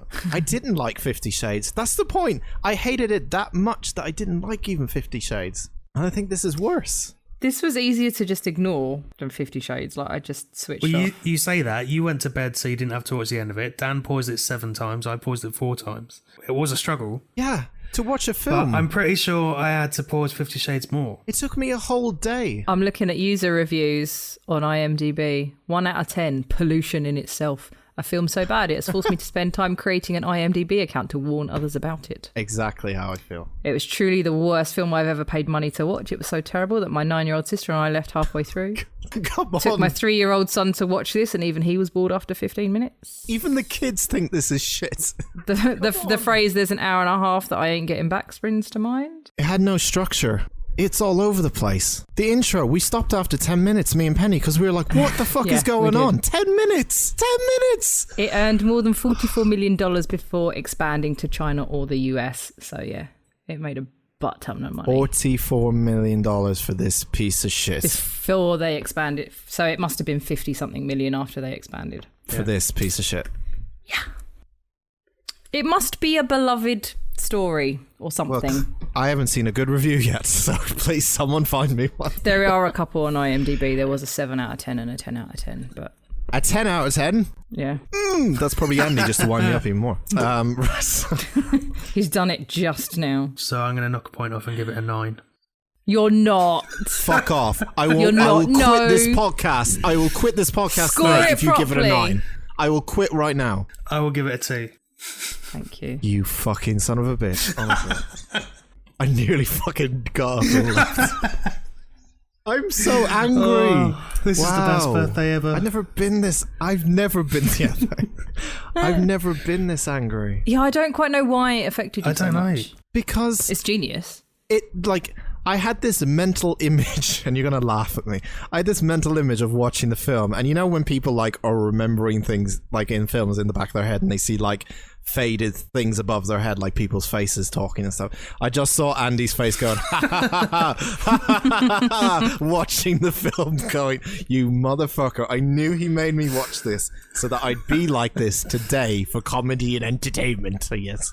The thing is, when you went ha ha ha like Andy, I could hear it in Andy's voice. Yeah, I know. It's just like this evil laugh that he's got.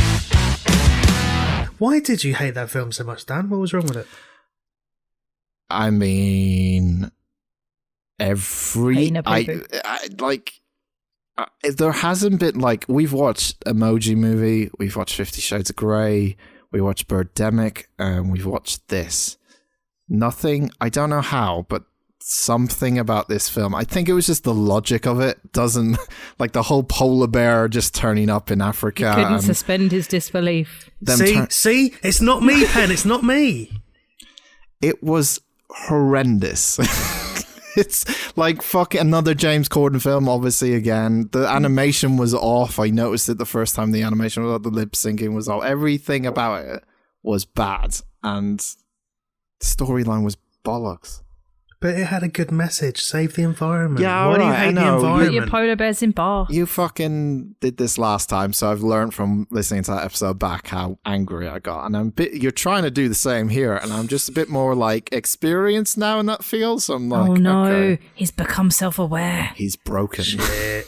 He hates the environment. That's why he doesn't like polar bears in bathtubs. Penny, what's your next highlight? I got to play judge. You did. In episode 12, The People versus Lally McBeal, which, apart from the food-based item Pastodon, may have been the best name that I've ever come up with. Still one of your greatest puns ever, I think. Yeah. So here it is, The People versus Lally McBeal.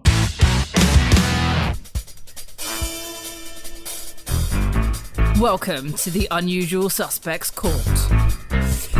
In the case of the MCU universe is not as good as everyone thinks it is, we welcome Dan Lally, the prosecutor. Hello. And Andy Joyce for the defence. Good evening, Judge. Mom. Okay, Dan, opening statement. Why is the MCU not as good as everyone thinks it is? Thank you, Judge Bennett. Really nice to see you here. You're a fine judge. Fantastic judge. And I really respect you. Objection. In all your decision making. No need to brown nose. Excuse me, I'm opening fucking statement. Yes, it is a court that you can swear in.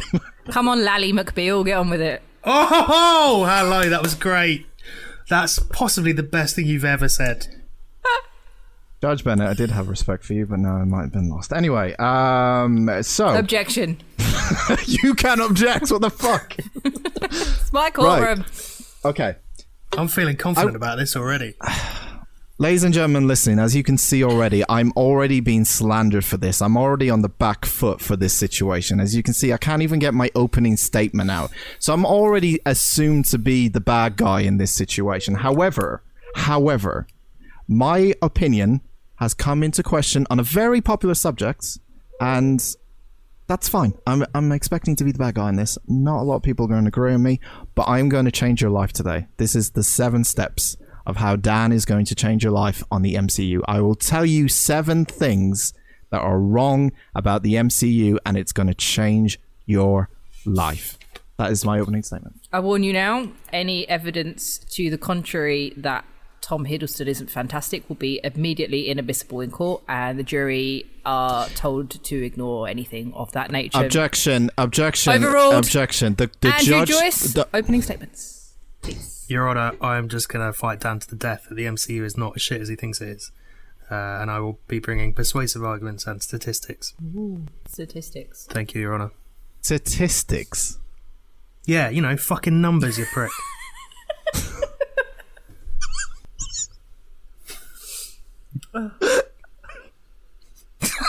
He's gone. You've killed him with facts. The main point I want to make over the MCU is that it is quantity over quality. There are too many fucking MCU films for me to go and watch just so I can see fucking Thanos snap his fingers for 1 second and go, oh, cinematography. That is just absolute bollocks. I think, like, if I want to see the Avengers, I should just see the Avengers 1, 2, and 3. Okay? That should be it. I should just see those 3 films. I'm guessing there's 3 films. I have no fucking idea there could be 4. I haven't seen them.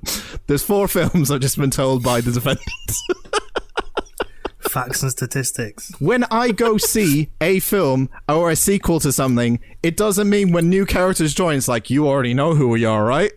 No, that's bollocks. That's absolute bollocks. And that's where I would like to say with my second opening statement that quality seems to be missing from this franchise.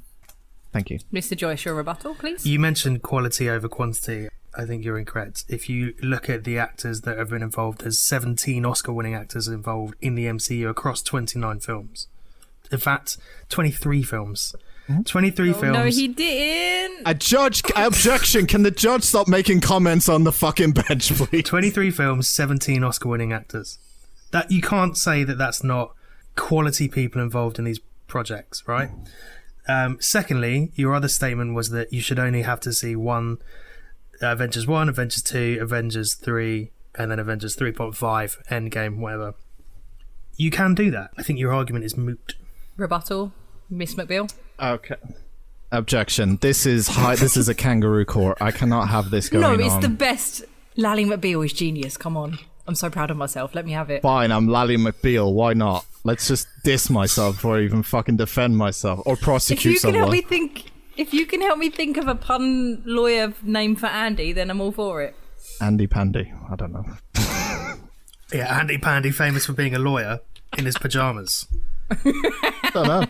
Maybe it's a psychological thing that you bring into the court. Freak everyone out. Works. Maybe you're wearing Jet Li's pajamas. Fucking pajamas. My rebuttal on this is I'd like to go back to a previous statement that Andy previously just went over there. He said that what was it about the actors? He said they're all good multi-award-winning actors and stuff. I said like there that, are right? 17 Oscar-winning actors who have starred in the MCU. Oh, that's good, isn't it? That's a lot of very good actors. Thing is, I'm not really talking about the acting here. I think the acting is fantastic in these films. I think it's top notch.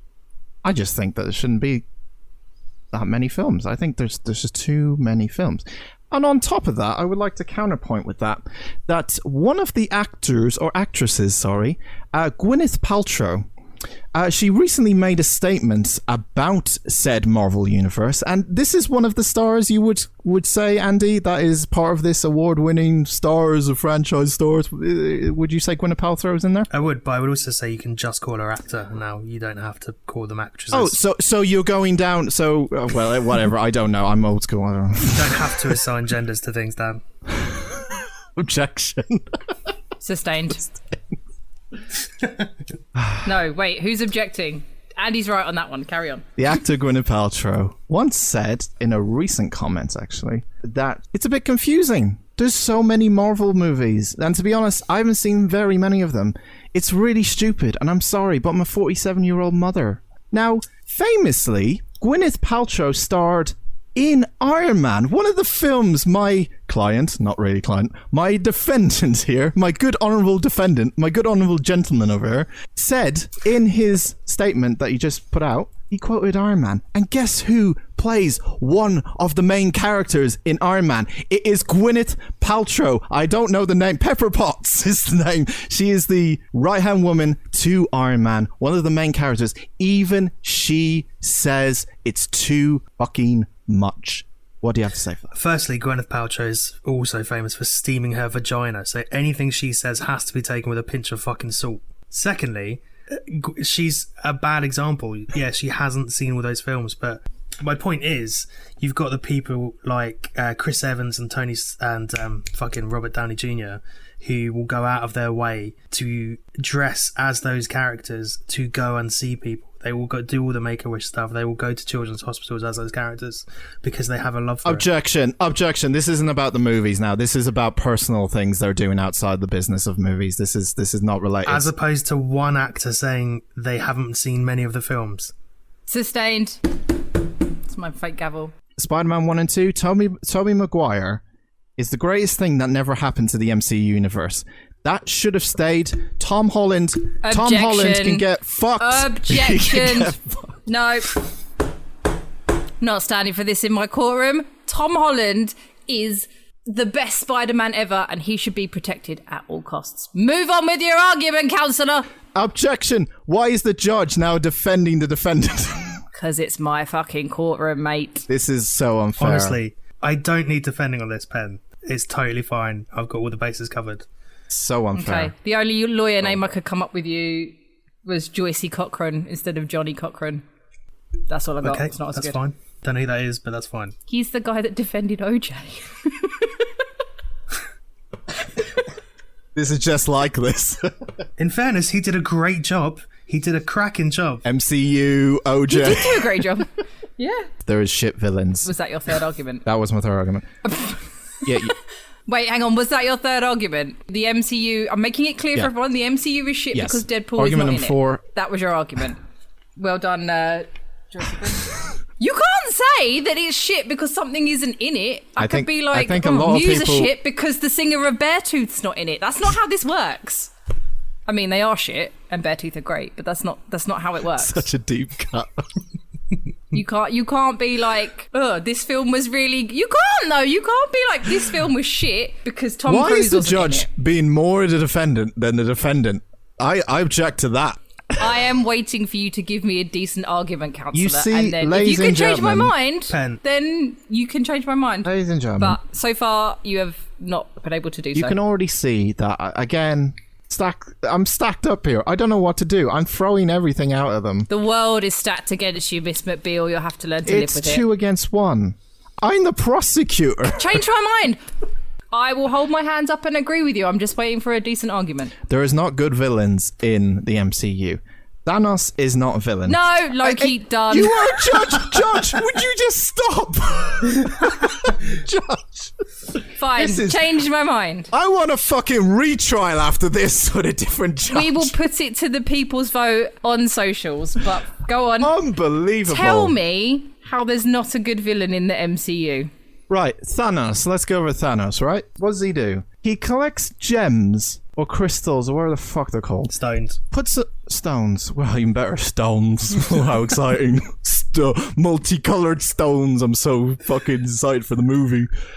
He puts stones in a glove, and the glove gives him magical powers when he clicks his fingers. And he also looks like an avocado, a purple avocado. A purple avocado? Does he? He does, yeah. Objection. Can the judge stop giving...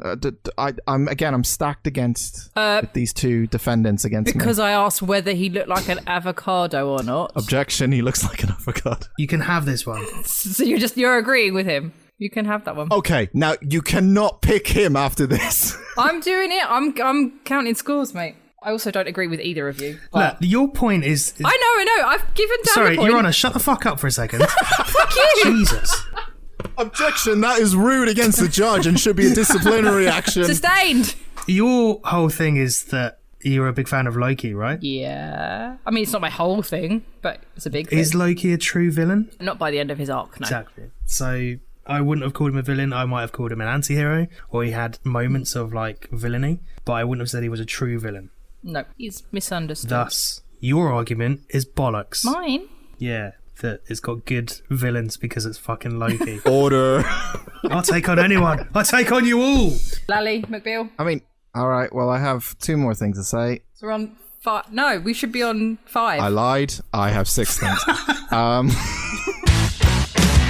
I must say that my absolute favourite part of this whole episode was, with all due respect, Your Honour, shut the fuck up. So Look, thanks for that. the thing is, I'm not even right, kidding. He's doing it again. in a court I'm of not even law, kidding. the judge would not be having a go at the defendant again. Would like I it's know, supposed but to I'm be not one Judge side. Rinder. No, you're Judge Bender. That's the problem. What? Judge Bender. Where's Sorry. that come from? I don't know. It just annoyed me. You don't pay me to sit here and say nothing. Yeah, but that's the whole point of a fucking judge. I thought we'd get a bit of peace and quiet. I I think didn't you're... need any defending. The points he was making were bullshit anyway, so he didn't need any defence. No. I think you're missing the point here if we fucking listen back to that. I had no fucking... Like, Penny was already against me before that even started. That's because She you're was like, wrong. yeah, but you're meant to be the judge. Yeah, I told you though, if you'd have come to the table with some well thought out arguments, other than the ones that we'd already talked about, but you didn't. You just came up with the same old bullshit that was not... That's what I'm known I was for. willing to listen and you failed, Lally. This is exactly what I meant. This is why I told you to shut the fuck up. It's supposed to be me making the arguments, god damn it. Yeah, I definitely want to fucking retrial at some point, so... Do it on a day when I'm not there, because I'm clearly not needed. Fuck you. Okay, well, one that is kind of our meme of the year, I would say. It's the one thing that's carried over into regular conversations that I have with people, which is fucking weird, by the way. But who listens to the podcast, obviously.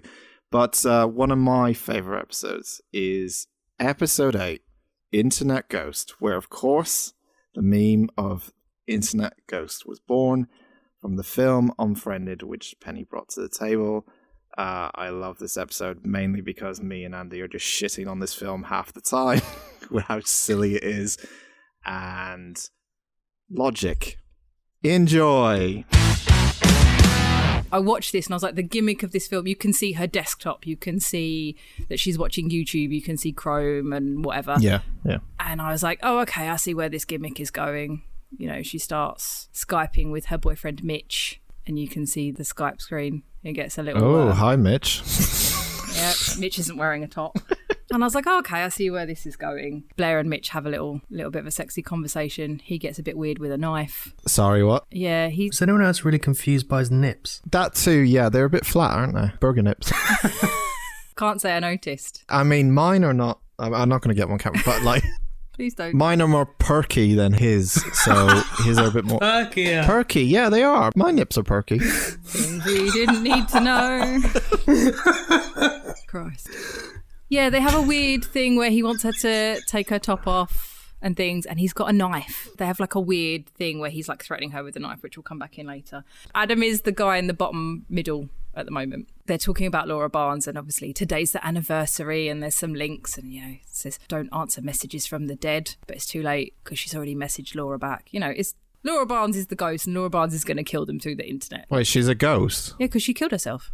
Yeah, but I didn't know she turns into a ghost. Yeah, she turns into a ghost. Oh, okay. all right. All right. Well, that was anticlimactic, wasn't it? I was expecting something more than, she's a ghost, so she does this, she does that. It's not really, well, it is a big part of the movie, but it's her. She's taking her ghostly revenge. Oh, I think I know what happens now. Yeah. Yeah, it's not difficult to work it out. Yeah. She is the unfaced person, right? Yes. Yeah. You work all this out way before they do. Yeah. It sounds like it. Laura Barnes is already messaging them 15 minutes in and like, oh, it's a fucking ghost. But I guess that's because I know they're in a horror movie and they don't. So it's not really their fault. So Laura's not just going to kill them straight away. She's going to fuck with them first. So Laura's posted pictures of Val on Facebook. They have this whole bit where Laura is making it look like they're calling each other sluts and things like this, and they don't realise that it's a ghost. They're just having lots of teen drama. The boys are just sitting down the bottom while the girls are just like, fuck you guys. You're all assholes. And Laura's just having a great time messing with them. Imagine not realising it's a ghost. Maybe I just watch too many horror movies and I immediately think everyone is a ghost. Because seeing as how I've said is the twist, they're a ghost twice. Maybe it's just me. Good point. Yeah, good point. How can ghosts have good internet connection? That's what I want to know. Yeah. She's in the internet. They can get in. She's in the internet. Yeah. But then she's not a ghost. That's what I was going with. She's some sort of AI, not a ghost. I fucking knew it. I knew when you die, you go into the internet. I knew it. In fairness, that is the dream, right? That is unlimited speeds. Would it though? Would you just get stuck when your internet's not? It'd be really Yeah, shit. you could fuck around with everyone like Laura did. Fair play to her. This is what she's doing. So this is the point where she's now like, hey bitches, it's me. And they still don't believe her because obviously. She's in the internet, of course. She's a ghost in the internet. Is this the sequel to Ghost in the Shell? Wow, good one. No, but there is Unfriended Dark Web, which Chris and I are going to watch next week. So I'm very excited. I don't know if you're going to be able to hear one of my favourite lines in a movie ever is in this movie. They don't know who this person is and they think it's somebody fucking about. And Val is not having any of this shit. Hi, Billy. Listen, sweetheart, you're a fucking asshole. And if you don't take these down right now, I'll come over there and knock the trash out of your ears. What? Knock the trash out of your ears. Yep. Pen, you got to set your sights higher, sweetheart. That's terrible. Yeah, that's just too... I've just never heard. I'm like, I don't know what it means, but I think if I said it to someone, like, I'm going to come around there and knock the trash out of your ears, they'd be like, what? And then you could fucking punch them. The trash out of your mouth, more or less. Yeah, why would you have trash in your ears? Don't know. Why your ears? Unless you have a build-up of earwax, which I can... if you're a ghost, I can sympathise with. Certainly not on the internet. Internet ghost I can sympathise with, because you can't get earbuds. So, wait, internet ghost Laura has told her to kill herself, and she's doing it. Yeah. But why doesn't she just hang up the phone Yeah. and not watch? No. What do you mean, no? Laura's told them they're not allowed to hang up or bad things will happen. But just hit the button. Bye. But bad things can happen anyway, because she's just told them to kill them fucking selves. She's an internet ghost. How can she do things outside the internet? Yeah, fucking turn off the power on the router. You're fucking safe as houses. I'm the nice one. I don't think she's just in the internet. I think she's everywhere. Maybe she's got a ghosty laptop. I don't know the specifics of Laura's internet connection, I'm afraid. But even if she's got... Oh, Pen! I'm a nice guy. Even if she's got a ghosty laptop, if I turn my laptop off, you're not getting hold of me. But what if I'm a ghost and I have a ghosty laptop? I would just shut my ghosty laptop and then I would fly to you with my ghost flying and I would kill you. But then you're not a ghost on the internet. Then Well, you're I don't just know. a ghost. Then I think she's just a ghost. I don't know. Who knows to use the internet? We don't really go into her being a ghost. I'm not technical enough to explain neither the internet or ghosts to you. I thought this film was really good and I'm just not doing... No, it's fine. It's just the ghost in the internet bit that's wound me up. It does get a bit teen drama-y. Laura's sending a picture called Not Boyfriend, Oh my god. so we can guess what that is. Oh, she's such a bitch. Oh my god. Is it Dan's perky nips? Could be. Oh, it might be. It's downloading. 4 seconds. Oh 3. god, I can't wait. It's probably a picture of me. Oh god. Be that classic picture of you in a thong, Dan, that everyone has seen. Oh, for God's sake. So that's Adam. That's her boyfriend Mitch's best friend, and that's her. Also, Mitch thinks she's a virgin, and obviously she's not because she banged Adam. But how do we know she banged Adam? It's just a picture of them In bed. together. She's sending another picture, and then He touched you good. Jesus fuck. What? it's a good meme, isn't He it? touched you good. Right, okay, so they're having a teenage problems, even though now one of their friends have just died. Yeah. See, they're all freaking out now. Yeah, but they're clearly more interested in boyfriends and girlfriends and perky nips and stuff, you know. Well, Laura wants to play a game now. Now we're pretty good. Pretty much, she goes a bit sore, but apparently Ken, he's a technical guy, so he starts a whole thing where he sends them all a program to download because they can't kick out Laura from Skype. It won't work. It won't let them. Oh, I love like technical things that are just like, oh my god. It's so great. why don't they just close Skype and open it back up again and not invite her into it? Because she wasn't invited in the first place and they can't get rid of her. The program is called Trojan TCP. Download a virus, why not? So But the best thing is Ken's like, no, you guys, let's all play a game, because she says I want to play a game. this just sounds like technical support, the film. But I also love this, like the buffering as well with the tension. Yeah, I like that. The fuck? Right, so Ken is being slammed around while the video's buffering, but you see glimpses of it like while he's being slammed around in his room, like a badger. More tension, they're all looking at their screens, and then his hand's in a blender! For 5 seconds, his hand's in The a blender. fuck? I mean, that escalated quickly, didn't it? And now his neck's in a blender. Okay, cool, right, alright. Sorry, he put his chin in a blender. Yep. Why did he put his chin in a blender? Don't know, should we rewind that just for Ghost gets in, but obviously the internet cuts in and out for dramatic effect. Okay, so she's legit a ghost who's able to move people around now. Yeah, they're all freaking out. Adam's a bit drunk. He finds a gun. What's he gonna do? Shoot his fucking router? What is wrong with these people? Americans, man. We apologize to all Americans. No, we don't. They're our second highest listeners. Stop it. We apologise to the good ones. Look, if they're gonna put their chins in blenders and shoot their internet providers, then, you know. Shoot their internet provider. Fuck you, AT&T. They're gonna stroll up to Verizon and just take a couple of shots. If somebody did that to me and then I ended up killing myself, I would definitely come back as an internet ghost and murder them all. Internet ghost. I can't deal with internet ghosts. It's the internet ghost bit that makes this film go a bit like... She's not an internet ghost. She's either a ghost or she's not. Well, she's a ghost and she can use the internet. She's not. She's got a subscription to ATT. No, she's got Wi-Fi. What's her plan? Is Fuck off, nothing, Ben. nothing. No, fuck off. That was terrible. What? That's the worst thing you've ever said. Yours was terrible earlier. Yeah, they're playing a game and they're playing Never Have I Ever, and it's basically Never Have I Ever slept with my friend's They're boyfriend. playing games and their friends just died. What? Yeah, because Laura's like, you have to play a game. for She's fuck. making them play. She's gone all internet jigsaw. All right, okay, all right. I get it. Oh, internet jigsaw. What's she going to turn into next? Internet fucking Michael Myers? It was just a little bit of poo. Don't worry about it. It was quite a lot of poo. It was a lot of poo, but also don't worry about it. She doesn't just use their internet, she uses their printer connection. If you reveal this note, Adam will die, is what she's showing. So she's revealed the note so that he dies. Yeah, I think she was trying to save everyone else. So then Adam takes a gun, shoots himself in the face. What? What? So, what? Why didn't he just put the gun Yeah. down? Because she's making them do it because she's a ghost. I don't know why this is so hard for you to get that she's a ghost and she can make them kill themselves. So just try and think that this is possible and you're in this situation and you need help. She tries to call the police and she can't. So how else can she get help? What's the first? You're like, fuck, I need to get hold of someone to get help and I can't call the police. Any ideas? Call Derek. Could call Derek. Andy? I would probably leave my house and go next door to one of my neighbours and say, yeah, the internet's a ghost. Can you do me a solid? Yeah. It's not what Blair does. Blair goes to chat roulette. Why? What? When was this released? What? Is chat roulette still a thing? Sorry. No. Sorry, hang on. She goes to chat roulette. Yeah. Of all fucking places. Yeah. And it's really unrealistic because there's only one one implication of a dick. And from what I know about chat roulette, It's full of masturbating dicks. yeah. So now we can see her screen and she's on chat roulette and she's screaming like, somebody help me. This is just funny at this point. This is... Yeah. And people are just like, no, not up for this. She just keeps getting rejected on chat roulette. This really nice girl on chat roulette rings up the police Yeah. and says, yeah, there's this girl. This weird girl on chat roulette Yeah. told me to ring the police. And then Laura gives her the other girl Jess's address because like Jess is freaking out. Why? She sent the police to Jess's house to look after her, I guess. They're all dying, Andy, that's why. But then you're like, oh shit, it's buffering. Oh no, it's buffering. And then Laura says, goodbye, Jess. And then she's gone. Is there another blender scene? Because I'll be up for that. Oh, no, it's flashing. Oh, it's good. It's flashing. Yeah. She's screaming again. Their internet connection goes really bad when they're dying. I was just going to say that, yeah. Weird, isn't it? It's almost like a ghost is in the internet blocking up all the bandwidth.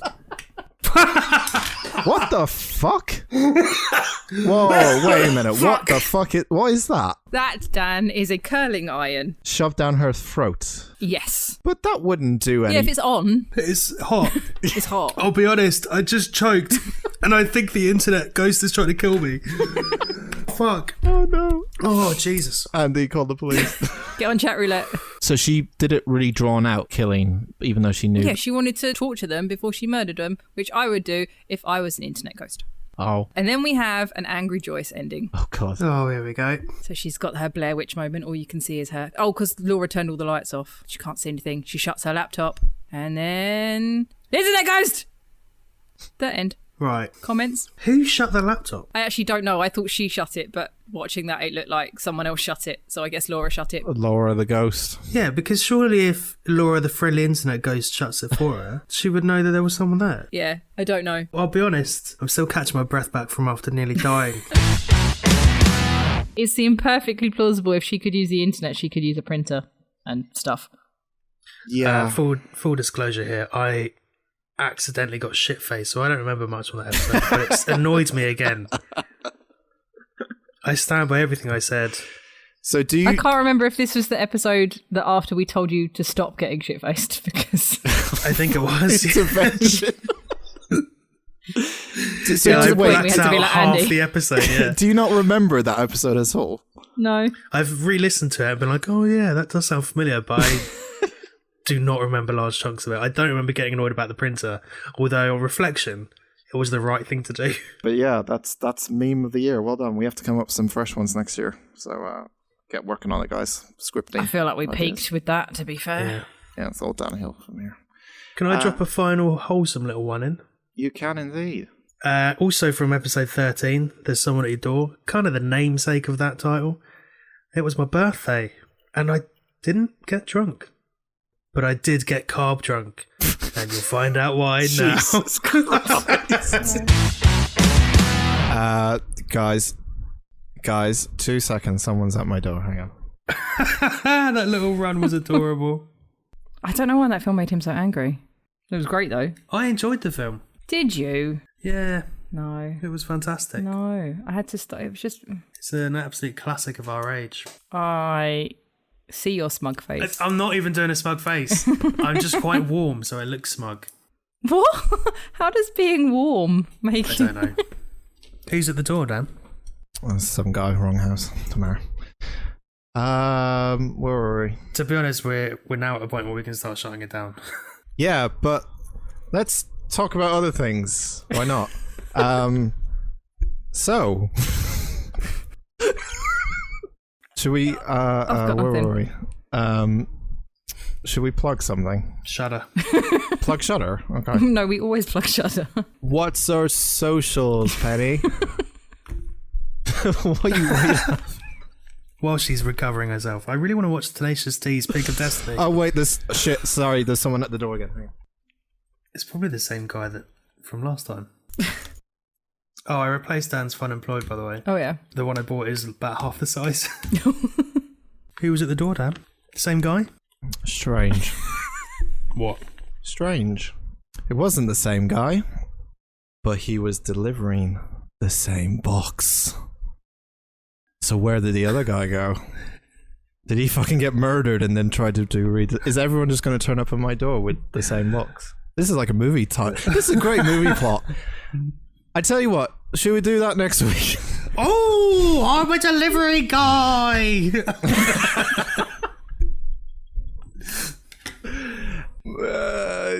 Penny, what's the socials?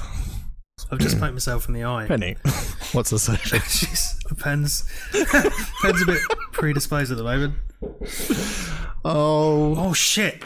My bill's just gone as well. Oh, Mo! No, not even joking. Hang on. Oh shit! What if it's the same guy? Well done, Pen. Well done. I was so scared I'd got his address wrong or something. Well done. So, listeners, Penny has ordered Andy Birthday a pizza. birthday pizza, PPP. But the guy was late, so we had to stall. So I've just been stalling, pretending there's been a guy at my door with a delivery twice.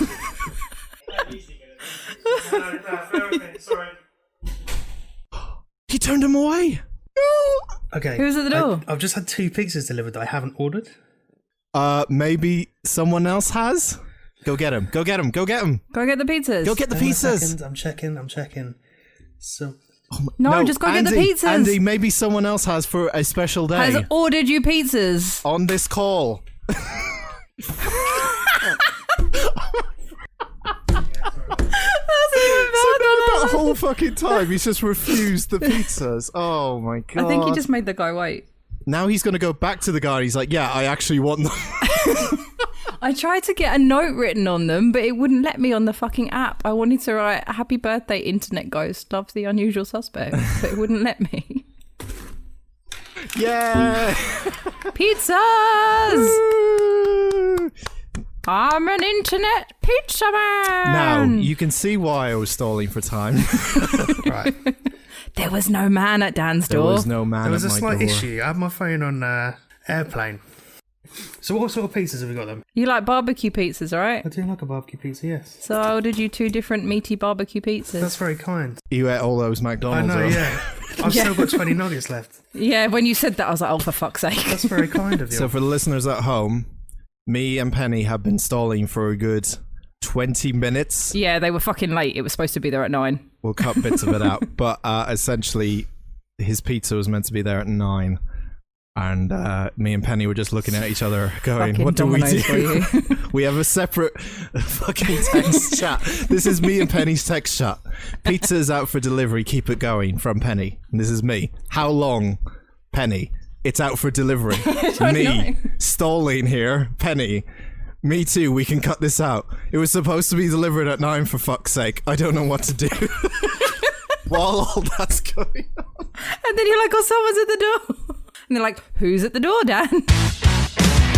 And that was Andy's birthday surprise. Did you enjoy those Yeah. pizzas? I tell you what, I'd eaten a shit ton before that, I was so cross with very, you. very sick. But I still managed to knock out a whole pizza.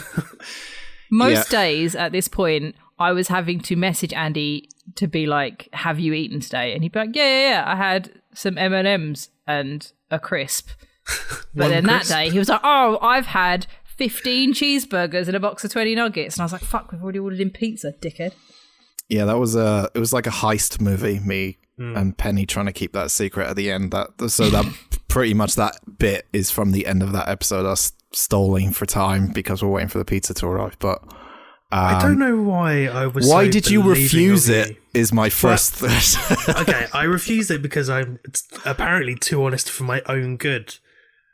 That's I was true. like, no, I definitely haven't ordered it, so take it elsewhere. Fuck off, take it away with you. And then he was confused when I was like, actually, it is mine. Yeah, I was going to say As that. was I. Like, we don't- were both opening the door, like, I guess I'll take it, thanks. I don't think you explained like what his reaction was the second time around when you came back. It was like, well, actually, I So kind he of was want it. like, he was pacing up and down the driveway, trying to work out what to do on the phone to his boss. Oh no! And I was what like, have you done? sorry, mate, didn't it tell is us that. actually mine. Anyway, we're gonna sign off now. We're gonna sign Happy off. New Year! Happy New Year! Happy New Year! Hope you enjoy the start of the new year. We won't be back next week, by the way, but the week after we will be back to normal schedule as normal.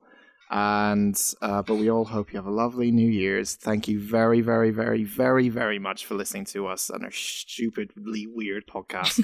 And 1,400. We love you downloads, all. you Don't listen weirdos. to Andy. But thank you very much for listening to us. We all appreciate it very much. So we're gonna sign off. now. Thanks. Socials? Fuck Oh, it. Fuck it. Should we just have an early night off? You know where to find us. It's fine. What do you want to do? Socials or not? I don't. It's kind of ended.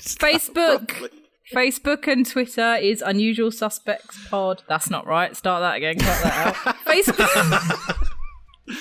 Fucking hell. 29 Fucking episodes Twitter later. not letting us have the same name is really annoying. Anyway, you can find us on Facebook and Instagram at Unusual Suspects Pod and on silly Twitter at Unusual Podspect. I'm at Penny_photopit. Dan talks a lot. At Joyces21. And we're on YouTube as well. After Dark's going to take a bit of a... Keep going. After Dark's going to take a bit of a break until we're back in January with the new podcast, with the new year of the podcast. This is definitely not helping me. So distracting, isn't it? Goodbye. Love you all. Fucking hate. Bye. Bye!